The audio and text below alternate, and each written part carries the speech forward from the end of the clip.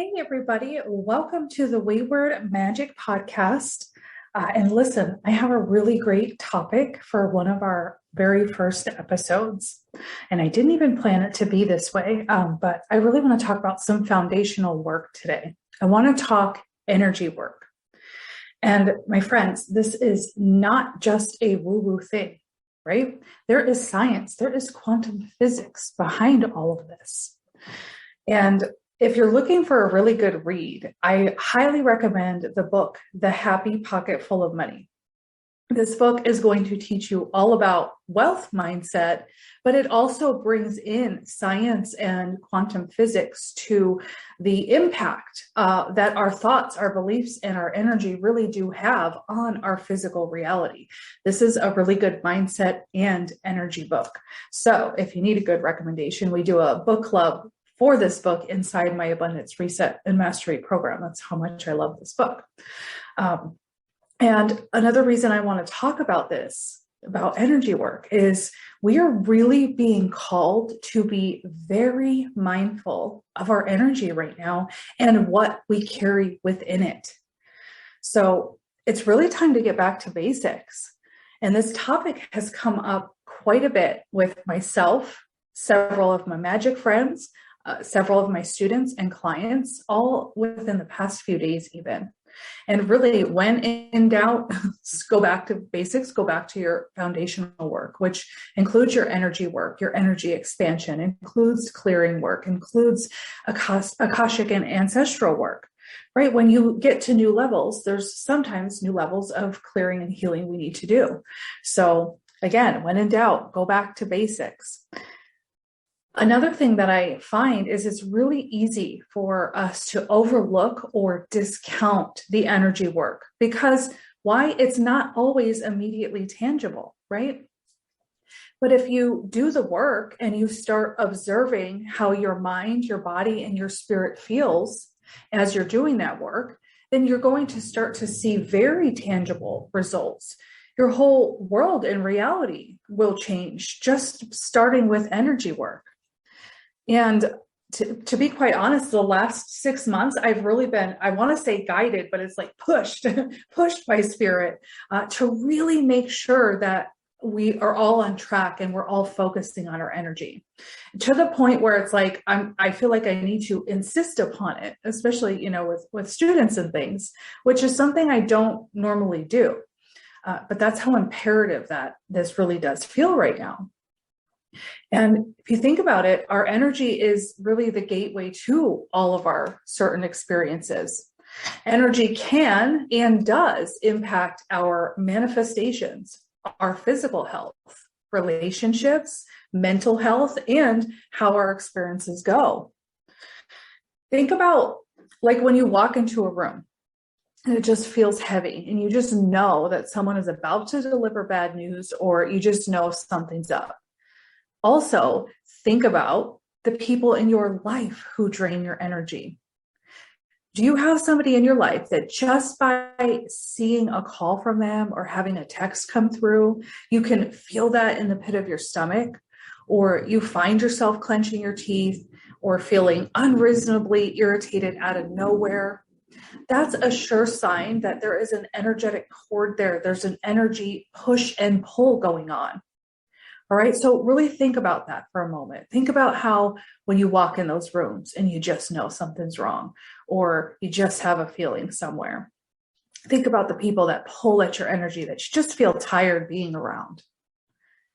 And then think about how often this happens in your day-to-day life when you're encountering people close to you, people on the job, people on the road, people in the stores. Right? Think about how often you feel an energetic drain from somebody or something or somewhere. And so we take all of those experiences that happen on a day-to-day basis, and then you begin to add all that up. This has to be impacting our vitality. Absolutely. Think of all of that added together. And if you're not doing your energetic work, it kind of just piles up. It's like the energetic dumpster. And it's really easy to pick up energy from people, places, and things. Even when you're on your game, you can pick it up. But the good news is, if you are being mindful, it's also often just as easy to keep your energy clear and cleansed, right? It works both ways. And for me, energy work is an everyday, all the time practice. Just as manifesting is a lifestyle for me, it's the same thing with my energetic hygiene. It's non-negotiable. And if I do have a day or two here and there where I'm not making that a priority, I feel it. And one example I give a lot to my students is just how you mind the front door of your home. You want to do the same thing with your energetic field. You wouldn't let a stranger off the street come kick his feet up on your furniture, eat all your food, or steal your bedroom, right? Absolutely not. So why would you let anyone or anything that is really an infringement take up any free real estate within your energy field whatsoever, right? Which we also know the energy field impacts the mind, body, soul. So they're essentially taking up real estate in your whole house. It's really the entire system, the mind, the body, the soul, the energy field. And if one system fails, it impacts another and then another, which again also impacts your manifestations in your physical reality. It's a foundation. And when the foundation is not solid, you have the domino effect. So honestly, this is why I start with energy work in all of my programs. We talk about it inside shadow work. In fact, it's a huge part of the Intro to Shadow Work program, and I do try to sneak the topic into every class. That's how important I find it to be. Working with my energy and what I allow to hang out within it, this has really, really transformed my world. It's transformed how I feel physically, mentally, how I see the world, and honestly, how the world sees me. What I believe is truth. I mean, come on, we embed beliefs into our energetic field. These beliefs that are often based on trauma, abuse, shadows, the projection of somebody else's fear or judgment, these become our truth. They get embedded, right? We don't realize if we're really not there sitting there thinking about it, we don't even realize, hey, that's not my truth anymore. And because we're not being mindful of it, it still kind of runs the show, right? So I do talk about this a lot inside my Abundance Reset and Mastery program, because again, our energy impacts what manifests into our physical reality also. And again, referencing back to the Happy Pocket Full of Money book, you'll learn a lot about that. I also talk about this inside the Wayward Magic Academy, because I do believe that your energy is also a very important foundation for magical and healing works too. If you're trying to do magic, and we know that our magic really starts with our intentions and our dominant beliefs and our dominant energy.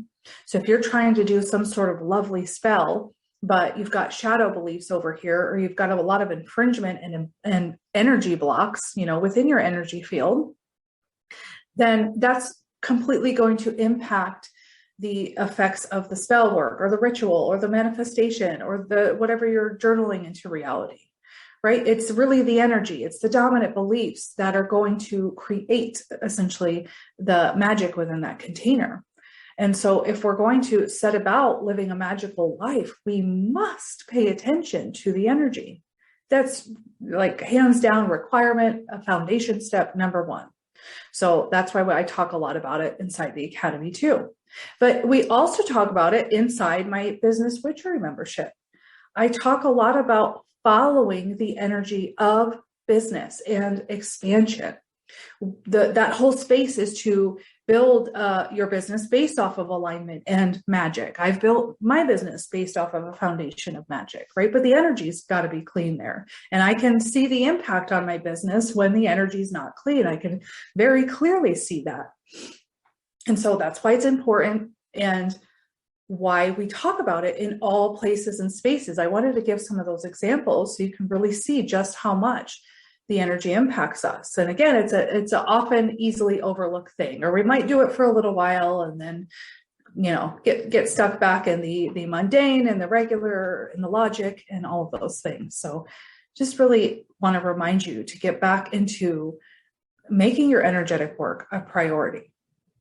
But it also goes much deeper than that. And it does go to the woo-woo side of things. And this may or may not be a part of your belief, but if nothing else, look into the science and the quantum physics of what energy does, the impact, the power that it has. At least go that route if you're not into the super woo-woo. But if you are, then stick with me here, because this energy also super impacts you if you are somebody who identifies as an empath.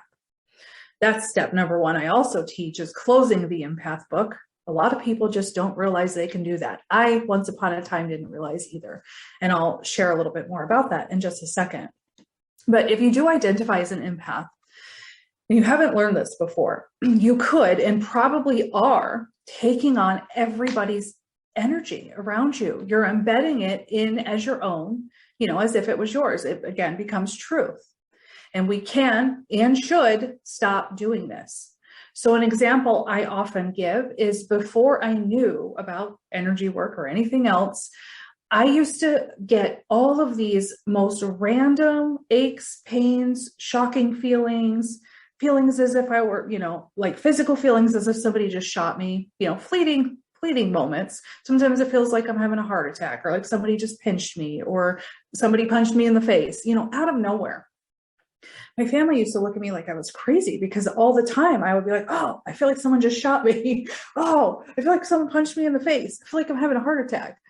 All the time. And I had no clue what was going on. And then I started to learn about energy work and being an empath and what that really means. So I learned to essentially close my empath book. I learned to use empath as a tool rather than a self-identifier. So you'll hear a lot of people say things like, oh, I can't go to the store, because I'm so empathic, I take on everybody's feelings, or what's going on around the world these past few years. If we're taking on everybody's feelings as our own, super overwhelming, right? Super huge impact on our energy. Now, we can go down a whole nother route. I could go down a bunch of rabbit holes here, but you can hold clear space for people without, amping up the full empath ability. In fact, it's better when you are able to hold clear space without your projections, when you're able to see people in their healed state or their joyous state without our feelings of, oh my gosh, this is so horrible. This must be so bad for them. Or, sick people, they must feel so sick. They must be in so much pain. We're projecting more of our own fears and things, right? So it's good to, in some ways, close that empath book when you want to hold clear space and clear out your projections. It's very important. And that's a whole class or podcast episode on its own. And if people have questions about that or they're interested, we can definitely take that discussion deeper. So that's another way it can impact, right? And so I've learned to use it as a tool. I will take that tool out of my medicine bag anytime I'm in circle, I'm doing energy work, healing work, I'm in a one-on-one session, I'm in a class. I want to know what's going on with it, with my client. And in that moment, I give the allowance, the space, and the permission to reflect it in my body so that I can know exactly what's going on in my client. And I send that energy right back when I'm done. I don't hold it. It's not mine. I'm able to open that up as a clear channel and put it back when I'm done, right? Open the book, close it when I'm done.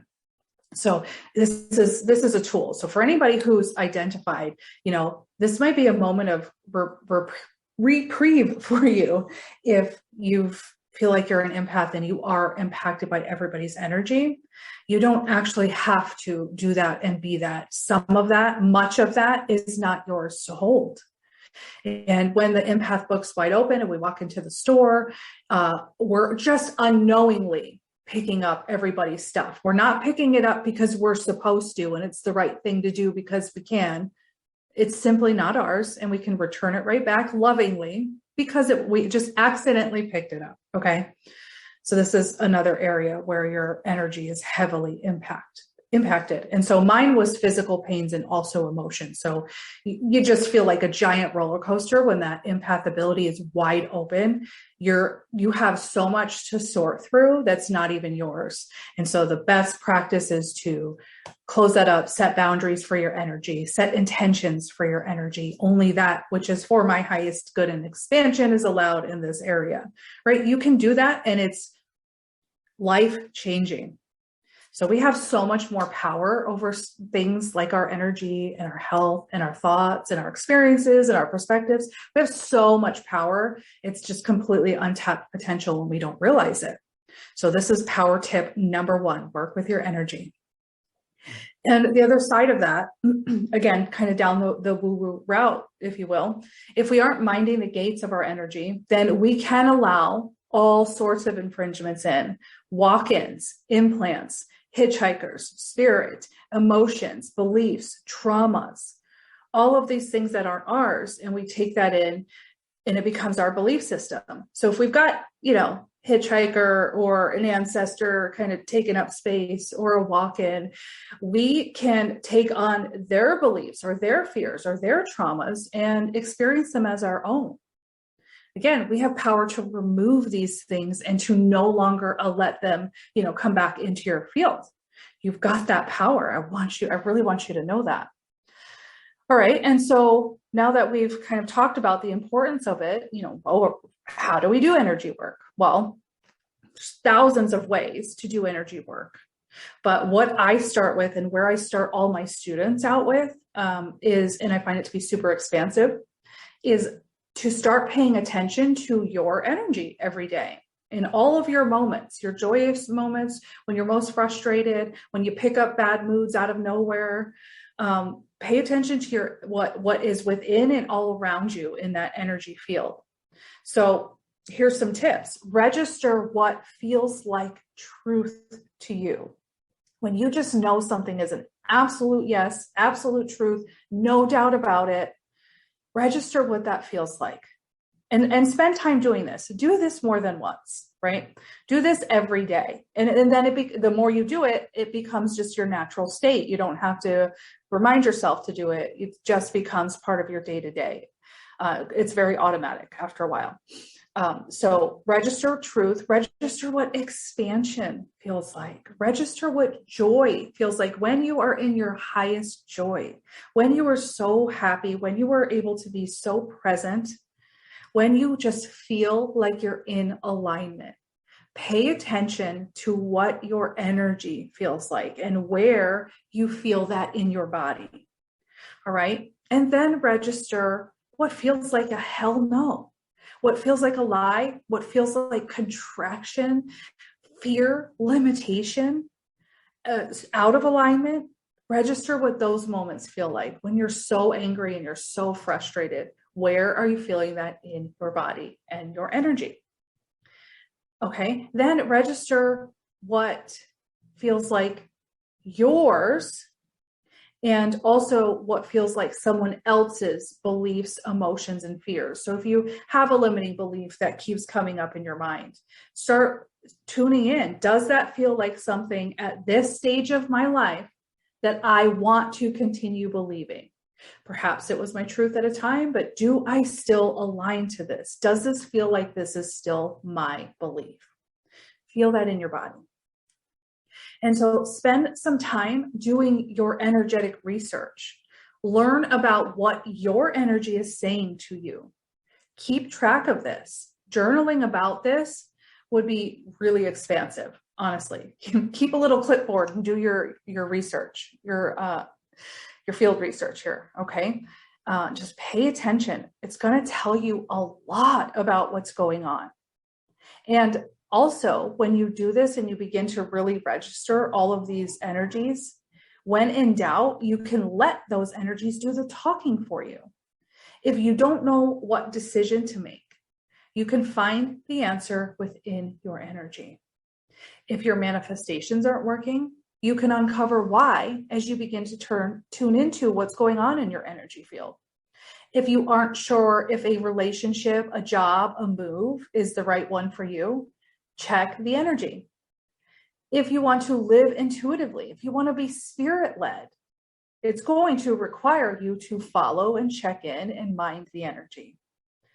Okay. And energy work is very much for me, right? For me, this may be different for you or somebody else, but for me, it's very much intentional and mindfulness work. Okay. That's the good news. We're in our mind all day anyway, right? Let's use it for some powerful stuff. Let's use it for some manifestations and soul wealth, right? And so the next step after you really begin to register your energy and what it's telling you, you can add in, and you can do this as you go too. You don't have to wait. But the second layer that I like to add is what I call the vitamins to your energetic health regimen. So the vitamins are things that are a complement to the intentional work, the boundaries that you're already setting, the mindfulness, right? So I like to do things like taking cleansing salt baths. Ritual space for me is when I take a shower every day. I'm intentional with my time in the shower. I'm intentional with cleansing energy. I have a process of sending back energy at the end of the day. I have a process of setting intentions with energy at the beginning of the day. If I'm really being mindful, my intention is to do it more, right? So you take cleansing baths and work with the energy of water also to help keep that clear. You can cleanse with plant medicine. Sage and Palo Santo are my absolute favorite go-tos for that.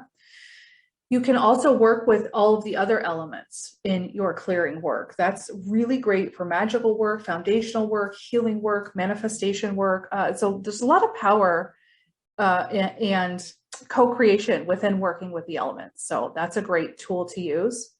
And then you can work with whatever other tools or modalities you feel drawn to. And if this is something you're really called to do, really called to focus and really cultivate a lifestyle of this, then you'll likely come up with, automatically, it'll be very natural, start coming up with your own ways of doing energy work. I've done this quite a few times over the last few years. I've had quite a few modalities that just kind of came to me out of nowhere. And I find them to be, really expansive. So that'll probably happen for you too, once you really start putting a focus on this.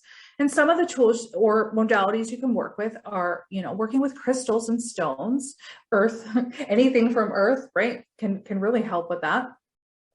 You can work with sound and frequency clearing. You can work with essential oils and plant medicine. You can work with movement, singing, yoga, right? Anything else that you really feel called to add into your routine. And this is very likely going to be different from one moment to the next, depending on what energy or blockage that really needs to be moved out, right? But also, I do want you to know, you don't need the tools to do energy work by any means. They are a very nice complement to the routine.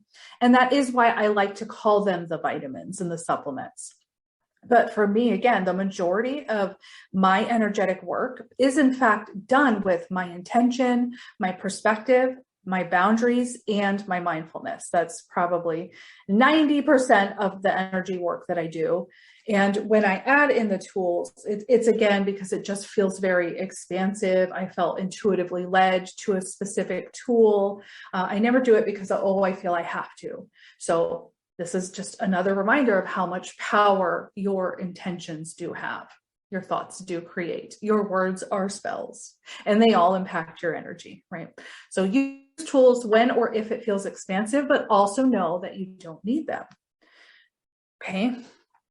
And I think that's about it to start with. I'll definitely be talking about this in other ways because it's just something that is a part of everyday life. And I'm very led intuitively and by spirit to talk about this, to teach people about this. And although I can do, and I love it, I can do energy healing, I also think it's very important that anybody I'm working with gets the tools to do their own energy work, because I could do a healing, and if you're not minding the gates of your energy, you could walk right out my door back in your car and pick up everything we just cleared out. It's that easy. So I love to empower people so that they know, how much power, ability, magic they do have to create soul wealth. So that's physical health, that's mental health, that's energetic health, that's consciously creating our manifestations. So I always do include that in any of the energy healing I do. Here's what I did, here's what you can do, right? And never be afraid to start tuning into what you feel intuitively led to do in your healing. And if I can help you in any way, if you do want to take this work much deeper and you are called to work with me, really creating a lifestyle of energetic health, as I mentioned, I teach about this in all of my places and spaces. And so if you're interested in energy work and creating a manifesting lifestyle, then consider joining Abundance Reset and Mastery, which is an ongoing immersion program that you can join anytime. You can also learn all of the energetic foundations inside my shadow work program, which currently is not open for registration, but you can get on my mailing list. And I do send out announcements as I'm about to reopen registration for that. You can also learn all about foundational magic and the energy work required there, ancestral healing, and all of those things inside the Wayward Magic Academy. And again, we do also talk about this in business witchery. And so if you're creating a soul-led business, if you're thinking about starting a soul-led business, if you're trying to get out of a job to start your business and you really want that to be in alignment and focus on the energy of business, then we also do that work in business witchery. So I will include all of the links to the places and spaces inside the description box. And also you can join the Wayward Magic free group on Facebook just to hang out with us, because we talk a lot about all of this stuff there as well. So you can just hang out with us there for a bit and see what it's like. And also you can ask any questions there in that space that you have. All right, my friends, hope you got a lot out of this today's episode. Thank you so much for hanging out with me for this time. And I would love to answer any and all questions that you have about energy and energy work. So do feel free to message me anytime, and you can reach me at support@waywardwitchco.com. And I am always super happy to answer questions. So thank you so much for hanging out with me. And I am sending lots of magic your way. And I will see you guys on the next episode. Bye.